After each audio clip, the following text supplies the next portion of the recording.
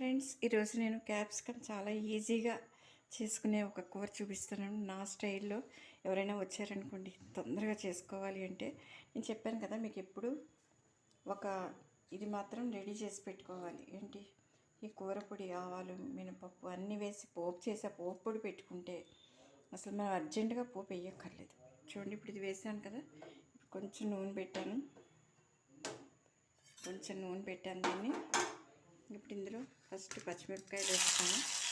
తర్వాత ఉల్లిపాయలు కొంచెం వేగితేనే బాగుంటాయి, అయితే పచ్చిగా ఉంటాయి. ఉడికితే బాగుండవు, వేగాక ఉడకాలి. కానీ పచ్చిమిరపకాయలు ఉల్లిపాయలు పచ్చిమిరపకాయలు రెండు కూడా వేగాక ఉడకాలి, ముందు ఉడికితే బాగుండవు.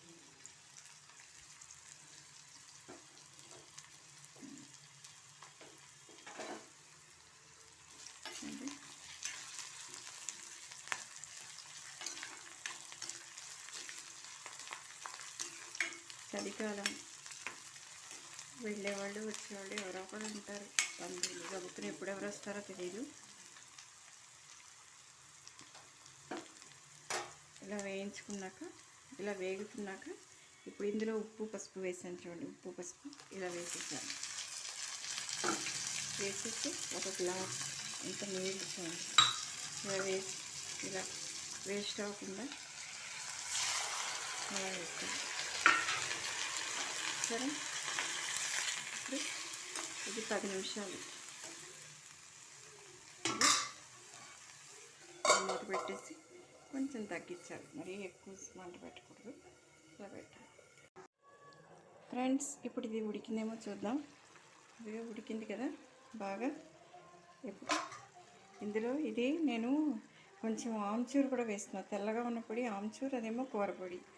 చెప్పే కదా, అడుగున కొంచెం కారం.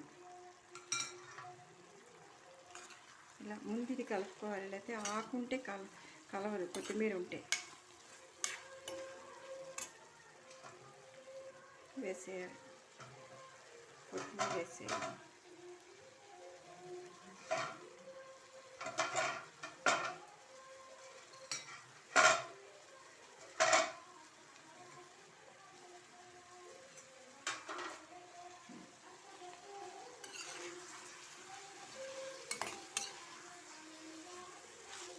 సరే, ఎలా ఉందా కూర?